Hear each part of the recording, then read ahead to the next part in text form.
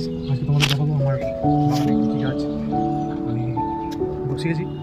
তার মধ্যে প্রথমেই দেখাবো, এই দেখো, এই টবে একটা জাম গাছ বসিয়েছি। তো কদিন ধরে বৃষ্টি হচ্ছিল, বৃষ্টির ফলে কোনো জলের প্রয়োজন হয়নি, কিন্তু এখন জলের প্রয়োজন আছে। দেখুন অনেকটাই, এটি আমি একটু খুঁড়বো, খুঁড়ে এটিতে একটু জল দিতে হবে।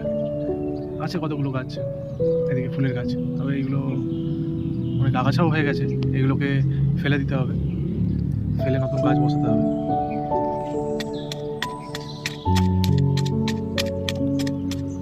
তো এইগুলো পুকুরগুলো ভালো করে খুঁড়ে দিতে হবে, যাতে জলটা ভালো করে প্রবেশ করতে পারে, কারণ মাটিটা একেবারেই বসে গেছে।